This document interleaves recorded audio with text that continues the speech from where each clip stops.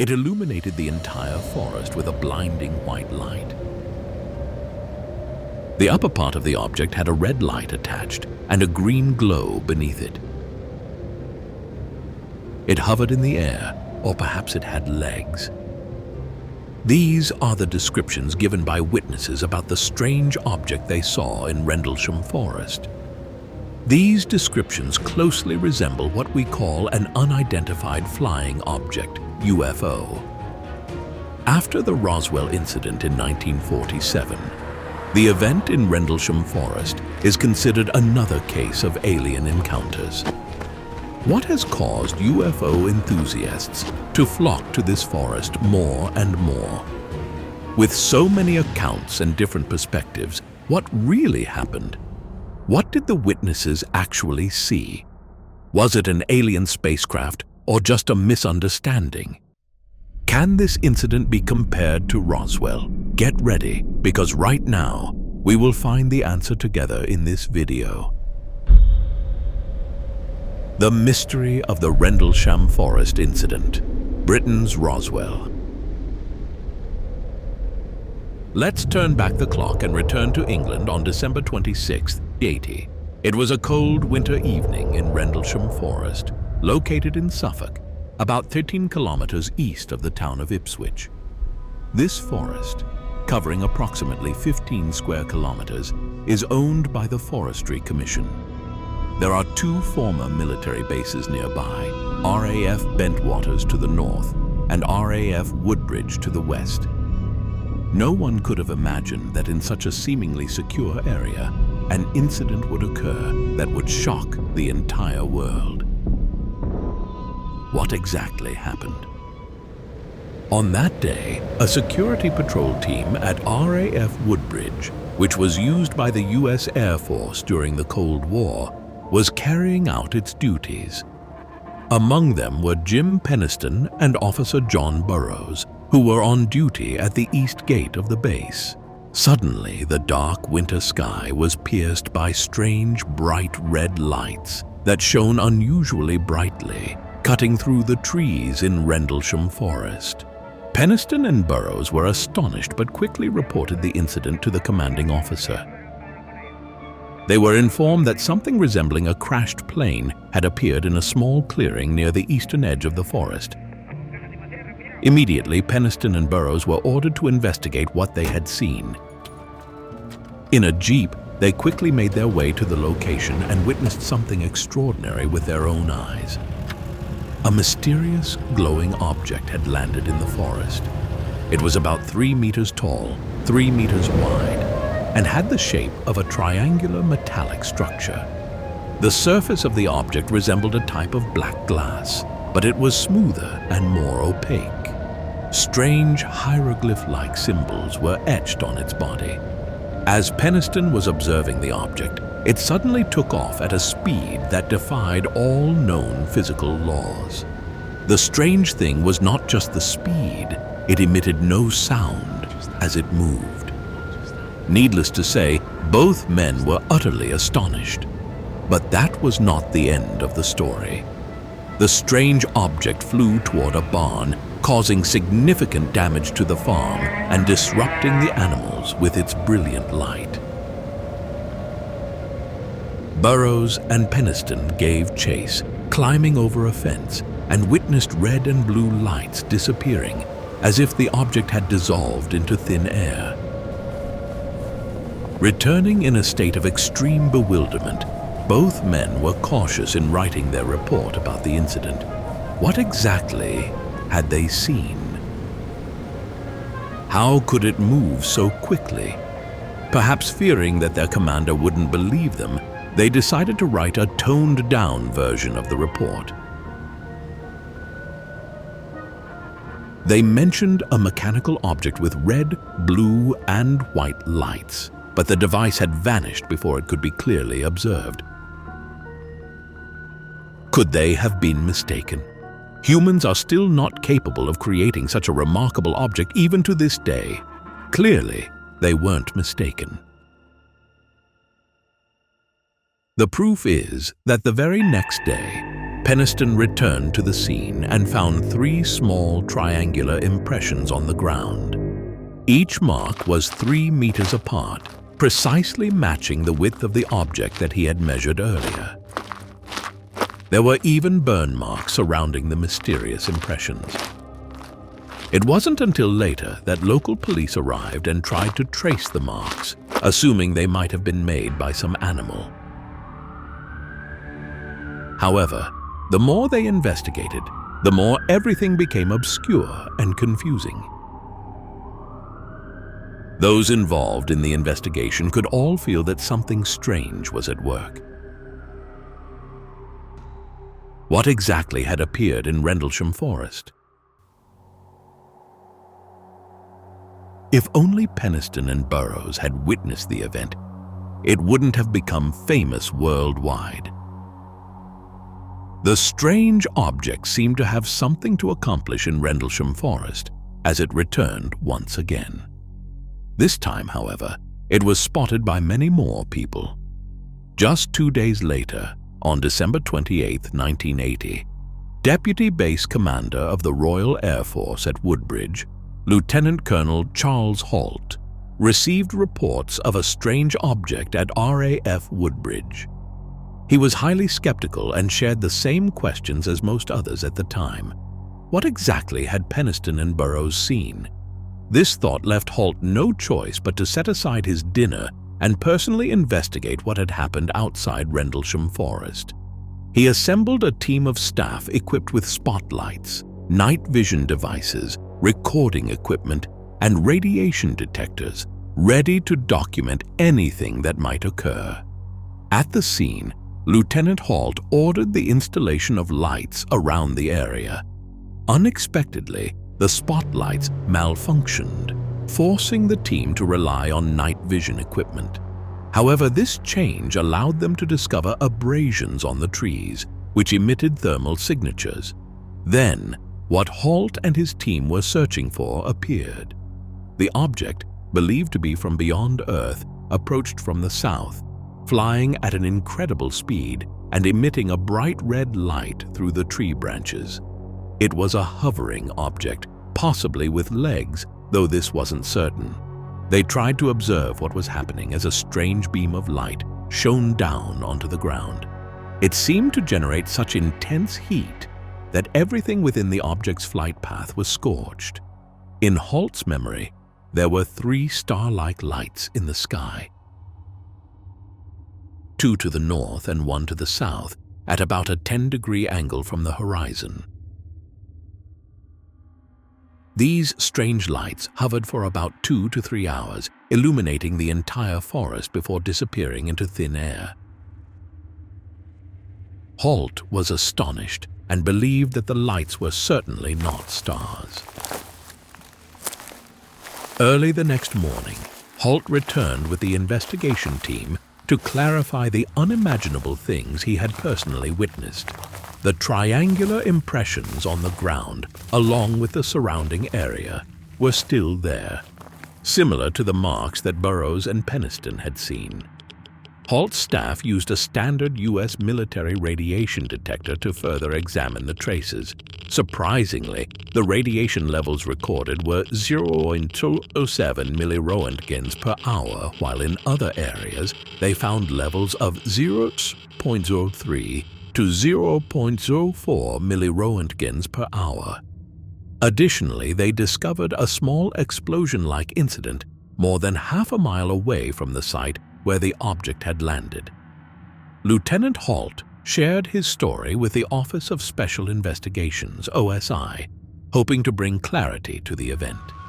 He recorded a 20-minute tape of what he had witnessed and wrote another report a few days later, which was sent to the Ministry of Defense.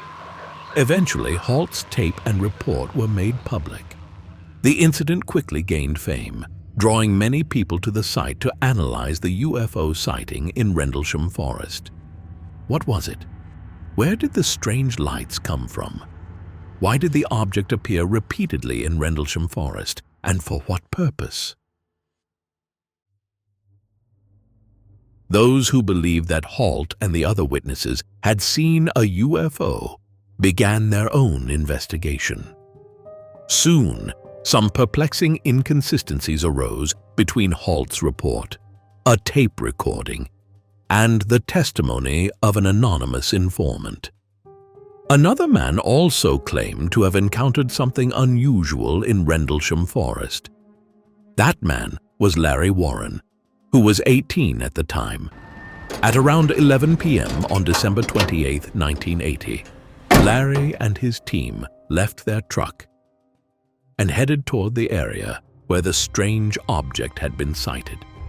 He saw disaster prevention officers with Geiger counters, electronic devices used to detect and measure ionizing radiation, widely used in the nuclear industry. While observing the situation, Larry witnessed firsthand what had appeared twice in Rendlesham Forest. It moved quickly in an arc downward, then stopped and hovered about 6 meters above the ground. The triangular object emitted its own light, the same red and blue glow that had been reported earlier. However, things did not end there. They became stranger and more frightening. The beam of light suddenly disappeared, and a strange aircraft appeared. But upon closer inspection, Larry was certain that it wasn't an aircraft. It had no windows, nothing at all. It resembled a strange block of metal. At that moment, Larry was spotted by the disaster prevention team and was ordered to retreat. From a distance, they witnessed a creature step out of the craft and confront the military. It had eyes, wore clothes, and was equipped with some additional devices. Though unsure of what it was, Larry confidently stated that it was not human. He didn't know anything more about the incident until 4:30 a.m. The strange craft he had seen took off, flying upward at a 45-degree angle at an astonishing speed. If you blinked, you would have missed it immediately. Like Halt and the other witnesses, Larry didn't hear any sound from the craft's engines. Larry could hardly believe his eyes after all that had happened. All 3 cases of witnessing the strange object in Rendlesham Forest shared some common points in their testimonies. However, there were also many strange aspects and conflicting information. So, which story is truly accurate? What exactly appeared in England at that time? Was it an alien spacecraft, a plane, or something else entirely? The Rendlesham Forest Incident quickly gained public attention. Nearly half of the UFO-related letters sent to the Ministry of Defense concerned this event. Despite allegations of a cover-up, the MOD's stance remained unchanged.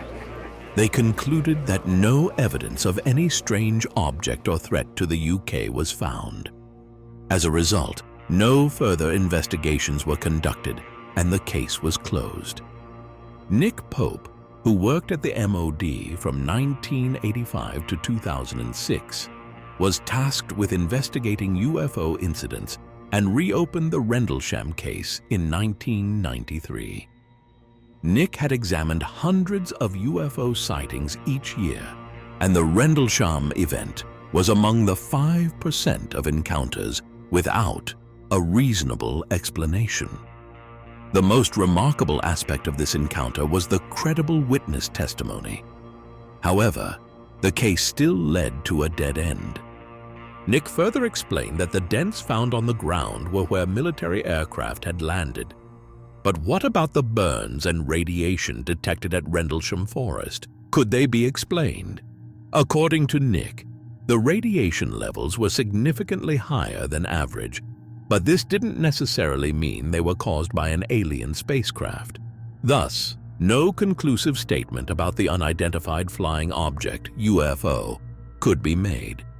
He believed the most plausible explanation was that the craft was a secret prototype drone. However, Nick's explanation didn't address the red and blue lights that the witnesses reported seeing, particularly the incredible speed and the silent nature of the craft. How could humans in the early days of drone development create something that could fly so fast? Even today, no aircraft exists that moves so quickly it can disappear in a blink of an eye. And most aircraft engines make noise, unlike what the witnesses described. Could it be a case of mistaken witness perception? This theory has been considered. It's possible that in the darkness, the witnesses mistook the strange lights for something far more familiar. Can you guess what it was?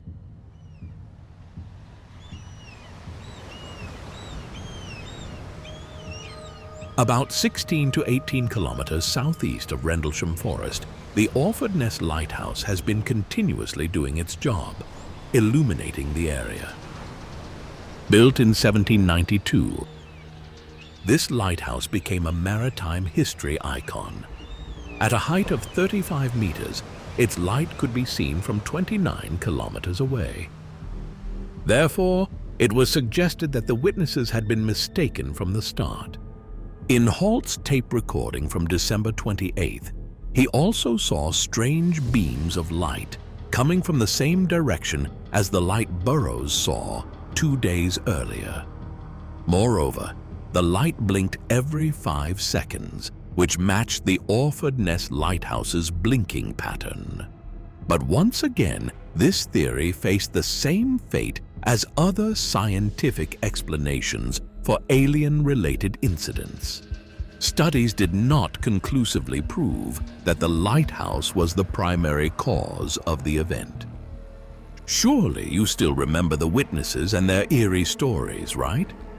What they saw was an unidentified flying object with unusual shape and behavior. Furthermore, the lights they saw were colored and moving, unlike the fixed light of a lighthouse. As a result, no convincing evidence supported this explanation. It wasn't a drone, nor was it the Orford Ness Lighthouse. So what did the witnesses really see? Looking from another angle, some believe that Sergeant Halt and the other witnesses saw a Soviet spy satellite. At the time, the Soviet Union and the West were in the Cold War, so espionage activities related to military and space technology were essential. The Soviet Union had developed spy satellites capable of taking photographs and gathering information from space. It's possible the satellite was cleverly camouflaged to avoid detection, giving it the strange appearance described by Burroughs and Penniston. The unusual lights could have been the result of the satellite gathering data or testing new technology. When discovered by the British military, it quickly fled. According to this theory, the radiation traces were also explained. Rendlesham Forest is one of the key areas connected to NATO military bases and nuclear testing. Therefore, the presence of radiation traces was not surprising. The forest's special location heightened its sensitivity to strange phenomena, particularly regarding extraterrestrial life. While this theory sounds reasonable, investigators and researchers examined it and came up empty. There was no concrete evidence that a Soviet spy satellite caused the phenomenon. Additionally, spy satellites typically follow fixed orbits and cannot maneuver as described by the witnesses. Another open-ended theory, another missing answer. All scientific explanations failed to convince those interested in the case. No theory linked all the evidence to provide a definitive answer. Could it have been a hoax? In December 2018, David Clarke made a statement. He claimed the Rendlesham Forest Incident was a revenge plot by the SAS, Special Air Service, against the USAF, United States Air Force. Both forces from allied nations had cooperated in various missions, especially during wars and anti-terrorism operations. However, according to unofficial reports, the SAS had once infiltrated the RAF Bentwaters base, which was still being used by the USAF at the time. This happened during a security check, but they were discovered and captured by the USAF. The SAS soldiers were interrogated and humiliated. Angered by the Americans' actions, the SAS devised a revenge plan. Using the strange objects the witnesses had seen, along with the mysterious red lights in Rendlesham Forest. In fact, these were black helium balloons attached to remotely controlled kites carrying floating materials in the sky, activated by remote controls. This caused panic within the USAF, leading to alien and UFO conspiracy theories. It was a clever revenge plot, but when Clark investigated, he found inconsistencies. He realized it was just a hoax. This anecdotal story lacked concrete evidence, so no clear proof of a specific SAS-USAF conflict emerged from the event. In reality, the two military forces continued to have a close cooperative relationship in global military operations, so there was no such revenge. All scientific theories have been dismissed, and the answer remains incomplete. Could we be heading in the wrong direction? Is there a critical detail we missed? Right, we haven't yet mentioned Larry Warren's story, a more mysterious tale far beyond what's been speculated so far. What was the strange creature that stepped out of the object? As an alien conspiracy theorist, you might already have an idea where this is heading. Witnesses may have indeed encountered extraterrestrial beings. You are now seeing a portrait of UFO researcher Dr. David Clark, one of those who believes the theory that aliens appeared in Rendlesham Forest in 1980. David reviewed Larry's testimony and found many oddities. Larry claimed he had been brainwashed and forced to watch UFO films so that he would appear to be mentally unstable and his story would be dismissed by the press. Could it be that what Larry saw was the truth? Did the military and government suppress the truth for some reason? Furthermore, David suspected that the British and US militaries were hiding an intelligently controlled object with advanced technology at the base. However, with all the evidence at hand, David still couldn't make a precise conclusion. Following David's work, an independent investigation team called the Ghosttech Paranormal Investigators was established and returned to the site. After many days of searching, they finally witnessed bright lights from afar in the forest. However, the images were unclear, so they returned the next night with cameras positioned to face the area where the strange lights had been spotted. They walked several kilometers ahead to observe the entire area. This time, they weren't disappointed. The UFOs moved back and forth in the forest and were clearly captured on video. What's more, at the same time, an Apache helicopter appeared, flying just overhead. It seemed that authorities were also monitoring the strange lights in the forest. Fearing that their evidence might be confiscated, the group decided to leave and return the next morning. As they expected, strange triangular-shaped indentations had appeared. To prove they weren't lying, the group released their entire UFO hunting video from Rendlesham Forest. This led many people around the world to believe that aliens were indeed present in the area and that the government was trying to cover it up. After the investigation results from the Ghosttech group were widely publicized, the stories about strange objects in Rendlesham Forest once again became a hot topic. Air traffic control personnel from the 1980s at RAF Bentwaters also revealed additional noteworthy details. At that time, they were using a scope with a 60-mile range for their tasks. Suddenly, an object traveling at thousands of miles per hour within 2 to 3 seconds passed through their scope. It later returned to Rendlesham Forest and stopped near a waterfall. The air traffic controllers watched and tracked it until it moved straight into the forest. Why did it take so long for the witnesses to reveal what they actually saw? It's simple. Back in 1980, every time they reported a UFO sighting, all their reports were dismissed without any specific explanation. This made many people immediately think of the Roswell incident in the US in 1947. Even though all evidence and witnesses indicated that there were indeed signs of extraterrestrial beings entering Earth, the final conclusion was still inconclusive. What was the reason for this?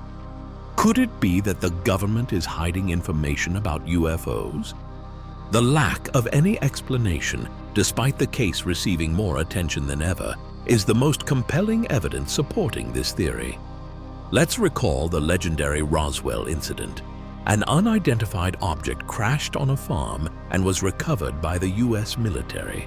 There were even witnesses who picked up a fragment of it. However, all the strangeness was dismissed with the conclusion that it was simply a weather balloon. Since then, the event has become the center of UFO conspiracy theories, with many believing that the government is hiding the truth about extraterrestrials.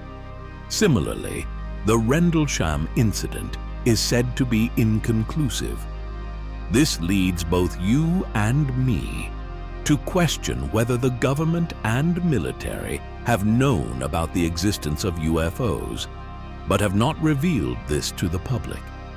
Given the sensitive location of Rendlesham Forest, it is understandable that the government would withhold any information. Daniel Simpson, the director of the film The Rendlesham UFO Incident, 2015, also believes that the truth is being hidden. While filming in this mysterious forest, he constantly felt that something was off. Simpson discovered underground bunkers with their doors sealed shut. He asked the Forestry Commission to pull one of the doors open using a four-wheel drive vehicle. To his surprise, inside was a ladder leading downwards, and the space appeared to be a drainage system for the airfield. However, things were not that simple. The two military bases, RAF Woodbridge and RAF Bentwaters, were connected by these tunnels. This wasn't too surprising, as many military bases have underground facilities, especially those involved with nuclear activity. Simpson also shared a strange story about RAF Bentwaters. Since it is privately owned, some of its buildings are rented out. A company in the area wanted to reorganize its internet cables, so they hired a telecommunications team. While performing their task, the workers discovered some unusual cables about a meter deep underground. These cables were from the 1980s, and at that time, there was no way humans could have had such advanced and high-quality wiring. This made Simpson suspicious. The technology at this military base had progressed far beyond what was known or available to the public in 2015.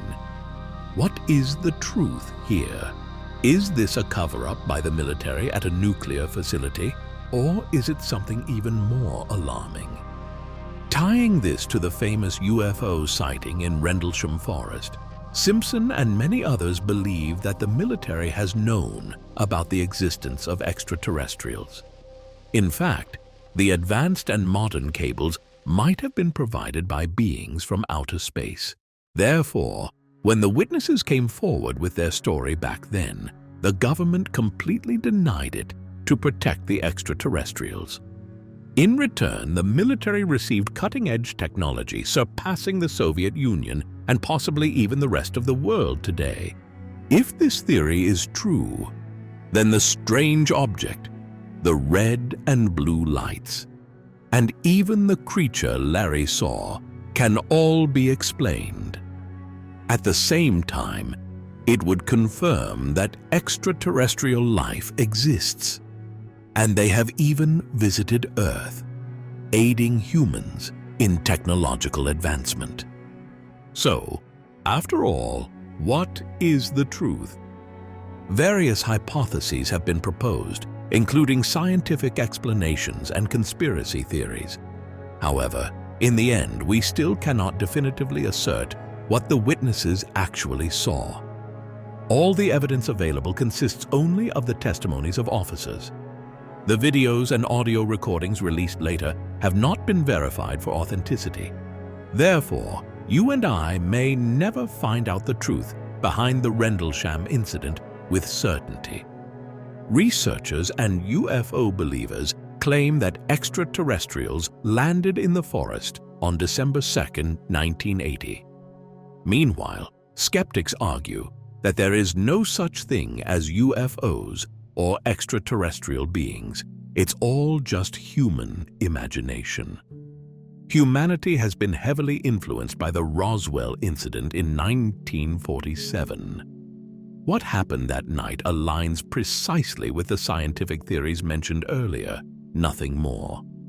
Without credible evidence supporting either side, it's difficult to reach a definitive conclusion, and debates will likely continue. Given the differences in perspectives and claims, I suspect we will never know the full truth about this incident. Personally, I find it incredibly hard to believe everything that has happened in Rendlesham Forest. However, the final outcome seems predictable, given the numerous reports of UFOs and extraterrestrials that remain unexplained or lack convincing conclusions. The most notable example is Roswell in 1947. We cannot rush to conclusions about the strange objects and lights witnessed. You can choose to believe in one of the hypotheses presented or wait for more conclusions to emerge in the future. Rendlesham Forest has witnessed a shocking incident that has captivated the world. The thrilling details and witness testimonies have woven a story filled with mystery. What was that aircraft? Where did the lights come from? Did they originate from the Orford Ness Lighthouse? Or was it a meticulously planned revenge scheme? Alternatively, in a more conspiratorial view, could these phenomena indicate the presence of extraterrestrial beings? Each person will have their own reasoning, and I believe you have your own hypothesis as well. Which explanation do you find most credible? Is there anything else that makes you curious or puzzled? Feel free to share your thoughts so we can discuss and seek answers together. Finally, thank you for your support, and goodbye for now. I look forward to seeing you in the next videos.